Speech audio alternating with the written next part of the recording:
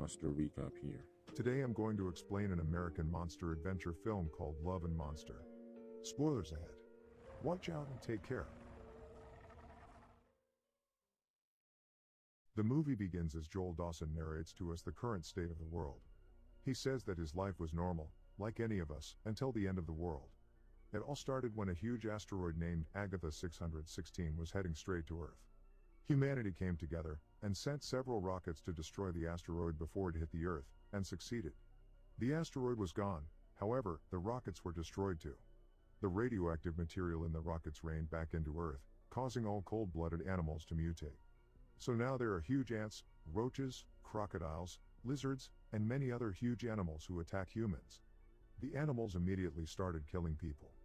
And within about a year, 95% of the human population was wiped out. The ones who survived hid in bunkers, caves, and panic rooms. The surviving humans have been living in such places for the last 7 years, and one of them is Joel. He lives in a bunker with other members. The tiny place doesn't provide room for privacy, so Joel complains about two of the members having sex right beside him, as he pretends to sleep. Joel tells us that everyone in the bunker is a couple, except for him. Their first baby was born last summer. They have established their own lifestyle vastly different from how it was outside the bunker. Joel's day-to-day life includes milking the cow and cooking food. They have a hunting party every month, in which some members of the group go up and bring whatever food they can. Joel writes letters to Amy, his girlfriend, before he lived in the bunkers. That day, Joel is practicing hitting targets when the lights in the bunker start to flicker. Everyone starts to pack their weapons to go out. A mutated animal is in the area. Joel asks them if they want his help, but the group tells him to stay in the bunker. He is a liability for them because Joel cannot fight. The team then leaves to find and kill the animal. Joel and a few others stay at the bunker. They monitor the group through a device and see that one of the team is killed by the monster. Joel gets a crossbow and goes to help them. One animal has slipped into the bunker. Joel sees it and freezes. Although he has plenty of chances to kill it, he doesn't move at all. The animal is about to attack him, when the others from behind him kill it. Cut to 7 years ago, the day the asteroid was destroyed. Joel and his girlfriend Amy are in a car hanging out. He draws a picture of Amy, and she gives him a box of colors as a gift. As they kiss, the emergency alarm goes off in the city. Just then the pieces of rocket fall back onto the city, creating huge explosions. The two drive back home quickly. After they had come home, everyone was packing their bags to leave for a safe place. The two hug for the last time, separated that day, and have not met ever since. She lives in another colony a few miles away. 7 years later, Joel still has the box of colors that he uses to draw the monster animals on his notepad. That day, Jay speaks to her through a radio system. The two talk about the letters that Joel writes to Amy every day. But the call cuts off midway. Others from the team mourn the death of their team member. Suddenly, Joel asks the team about Amy's colony. It turns out that it is only 85 miles away. It takes 7 days to reach there. Joel is determined to find Amy this time. The team members are surprised because they know Joel cannot fight. They try to persuade him to stay, but he packs his bag with all the necessities and leaves the bunker for the first time. He looks at the map, but cannot figure out anything in it. He even can't tell what direction is west.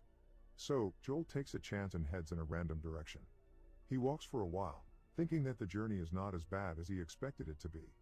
On his way, he encounters several monster eggs, but tries to stay positive. He finds a frisbee on the ground and keeps it with him. Just then, he hears a noise nearby. The team members had advised him to run and hide instead of fighting the creatures. So, Joel goes into a nearby house. It is empty as expected. Curious, he opens the fridge and sees a creature there. He immediately rushes back outside. He ends up in front of a small pond. A tentacle peeks out of it. Joel freezes like he does when he is scared. Suddenly, a huge mutated frog comes out of the pond. But Joel doesn't move. It attacks Joel with its tongue, making him fall to the ground. A dog jumps on top of him out of nowhere. Just as Joel is about to run, the frog catches his legs with its tongue and drags him towards them. The dog saves Joel from the frog, and they both run to a nearby van. It seems to be the dog's home. Joel notices Boy written on the ceiling and figures that it is the dog's name. That night, he stays with Boy in the van. The following morning, he draws the dog in his notepad, thanking him for saving his life, and continues his journey. Boy follows him with his owner's dress. It is the only way Boy can still be close to his owner. Joel keeps the dress in his backpack and starts walking with Boy. The two become best friends on their journey. Boy protects Joel from eating poisonous berries and other dangers, while Joel tells him everything about his life. One day, as they walk, Joel falls into a pit. The pit has several burrows inside it. A worm monster called the sand gobbler comes out from one of the holes and attacks him. Just then, two survivors throw him a rope and bring him out of the pit. Several worm monsters attack him as he climbs up. The survivors are a man named Clyde Dutton and his 8-year-old friend, Minnow. Minnow throws an explosive in the pit and kills the rest of the monsters. As the two strangers continue their journey, Joel and Boy follow them for safety. It turns out that Minnow's father and Clyde's son were killed by a monster, and they have been together since then. The duo is heading towards the north now, where fewer monsters live due to the cold climate and higher elevation. Joel decides to be with them until they have to part ways. Suddenly, everyone freezes as they come across a huge snail. Clyde makes Joel take his shirt off and gives it to the snail. His shirt had the smell of sand gobblers in them, which attracted other monsters. Now the snail will spread it through the jungle and help them confuse the monsters. The snail slowly leaves.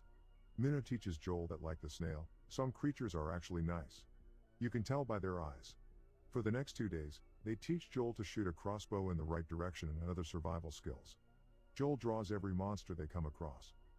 The day finally comes when they have to part ways. Minnow insists he come with them to the north, but Joel has to find Amy. Clyde gives Joel a grenade as a parting gift. As Joel and Boy continue heading west, Boy suddenly feels something is wrong and hides. Joel tries to bring him out. But before he can, he is attacked by a huge centipede monster, like the one he had encountered in the bunker. This time, Joel manages to point his crossbow at him but freezes right after. The monster throws him away with its tail and surrounds Boy. Joel lies on the ground, thinking of the day his parents died. With much determination he gets up and shoots at the monster, killing him. He finally saves Boy, and the two celebrate. That night, they stay at a motel where they encounter a talking robot named Mavis. The robot has 51 minutes of battery left. Joel asks her if she has a working outlet that he can use his radio on. Mavis offers her remaining battery to him. Joel finally contacts Amy, who is worried about him. She tells him that her colony is leaving for a new place very soon. They have found another group of survivors who plan to take them somewhere safe. Before she can tell him where they are going, the power runs out. Joel brings Mavis outside and talks to her about his feelings. The robot shows him the picture of his family through its database. She plays a song for them, when suddenly her battery dies. Boy and Joel continue their journey the following day. As they walk, they encounter a queen sand gobbler. Clyde had warned them about her being the most dangerous of them all. The queen attacks them and chases them through the woods. Joel and Boy hide by a river. However, Boy gets scared and starts barking, giving away their position. Boy's owner's dress falls into the river, which makes him get out of hiding. The queen finds their location, but before she can attack them, Joel uses the grenade to kill him. He falls into the water before the explosion. When he gets out of the water, he finds several leeches latch onto his body. He screams at Boy for giving away their location earlier. Saddened, Boy runs away from him. Joel now walks alone, but the leeches seem to have poisoned him with something. He gets lightheaded and starts to hallucinate. Just then, a group of people appears before him. He opens his eyes to see Amy in front of him. Amy is surprised to see him too. The two kiss, but Joel falls unconscious soon after that. When he wakes up, he is in a bunker. Amy greets him, as it turns out that he had kissed an old man earlier. The two are talking when Amy is called by another older woman. After her parents died, Amy has been in this colony taking care of the elderly people there. She is the head of the colony as the elders depend on her. They live on a beach. Joel goes outside and sees the beautiful view. Several people are packing to leave the place. Another group of survivors had approached Amy's colony. Their leader, Cap, had promised to take them to a safer arena, so now they are packing to leave. Joel meets Cap, who is preparing for a party at night. Cap brews his own beer, which is the attraction of the party. Later that day, Amy confesses she is glad to see Joel, but has no romantic interest in him. She has grown into a different person now and is mourning the death of a close one, suggesting that she was together with someone else all these years before he died. Joel is devastated, and apologizes to her for not asking before coming to see her. Amy assures him that it is okay, and invites him to join their colony. However, Joel decides to return back to his colony and contacts them through the radio. His friends are happy and surprised to find out he is alive. They inform him that the bunker is no longer safe for them, and that they are planning to leave soon. The phone cuts off midway. Joel then notices the berries and beer kept beside him by one of Cap's friends. He sees that the berries are poisonous, the one that boy had warned him about earlier. Joel realizes that Cap and his crew are planning to poison the other survivors. He goes out to tell Amy, but she is too drunk to understand. Just then, someone hits him on the head and he falls unconscious. The following morning, Joel wakes up to him tied up on the beach. The others are in the same condition. Cap reveals that he and his crew are actually pirates who raid colonies for food and fuel. He summons a crab monster rigged with a makeshift electric collar to eat the colonists. They also use the crab to tow their yacht. As the crab attacks them, Amy frees herself and Joel.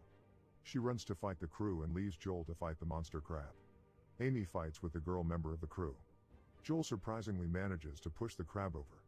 But Cap electrocutes the crab and it hits Joel, making him fall unconscious. The crab then walks towards Joel as he retreats. Just then, Boy comes to his aid. As Dana aims to shoot Boy, Amy hits her, making her shoot the crab instead. Cap's crew runs to the boat and gets back on their yacht. The crab is about to kill Joel when he looks at its eyes and notices that it is actually a friendly animal. It had gone wild because Cap electrocuted it. So, Joel shoots at the chain that electrocutes it, which makes the crab docile again. It leaves the beach and goes to Cap's yacht to kill all of them. Later that day, Joel packs his bag to get back to his colony to help them. He gives his book of monsters to Amy as a parting gift, and they kiss their goodbye. We see Joel survive the 7-day journey back to the bunker with Boy. He finally meets his friends again. They too decide to head to a safe place in the mountains. On the radio, Joel inspires other colonies to come out to the surface, proving that life outside is still possible. In the end, we see many colonies head towards the mountains to live a better life. Clyde and Minnow are already there, while Joel and Boy are also heading towards the mountain, trying to survive the next journey. Subscribe for more videos like this, turn on notifications, and leave a like to help the channel out. Thank you for watching.